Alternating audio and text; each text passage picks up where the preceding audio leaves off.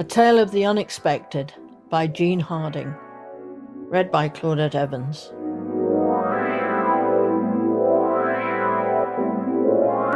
It was only a small scar, but if he'd lived, he now has another one on the other side of his face. Let me take you back to 1952. I had a day off from my work as a nurse. It was a pleasantly warm summer morning, and I decided to take a ride to one of my favourite spots, One Tree Hill, from where I would be able to see across the flat coastal plain of Essex and across the Thames into Kent. So I dressed in my divided skirt, just above the knee, and my matching gabardine jacket.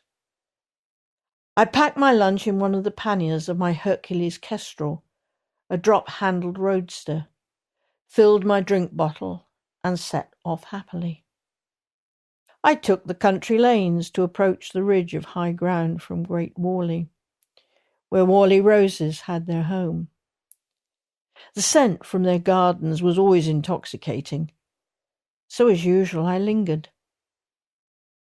The hill climbed from that point, so I was out of breath by the time I'd pushed my way up through the twists and turns of the road through the trees to the picnic area at the top.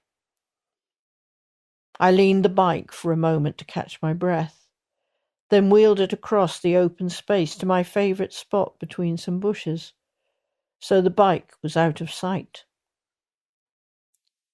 The view was good in spite of the industry slowly spreading down the river.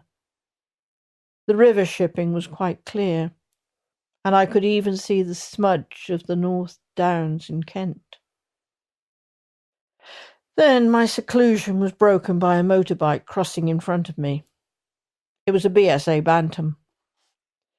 The man riding it stopped and said with a smile, "So, someone else knows my spot," in an obvious London accent. I nodded as my mouth was full of sandwich. "Don't suppose you could spare a cup of Rosie Lee?"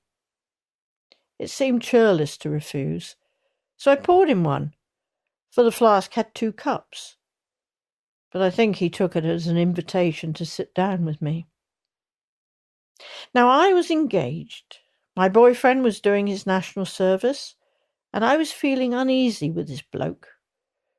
Maybe it was the scar on the right side of his face that made him look like an East End thug.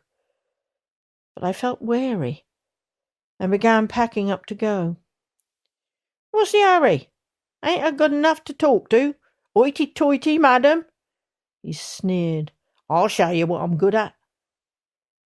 He lunged at me, tried to kiss me, tried to shove his tongue in my mouth while tearing at my skirt. I bit his tongue. He yelled and let go.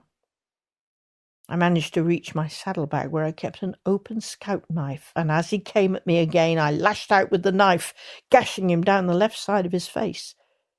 His hands went to his face, the blood coming through his fingers. In a mixture of fear and anger, I stuck the point end of the knife into his tyres and fled away towards Brentwood, fearful that I'd killed him. As I approached the town, a police car sped past me towards One Tree Hill, followed by an ambulance with bells ringing, and I felt sure the police would be hunting for me. So I turned onto a small track and went home to graze via Bulford Fen.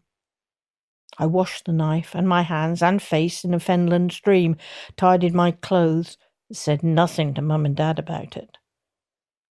I went on duty as usual the following morning. I lived on tenterhooks for many days waiting for a knock on the door from the police, but it did not come, so I presumed he lived. I've often wondered how he explained his injuries to Brentwood Hospital and the police.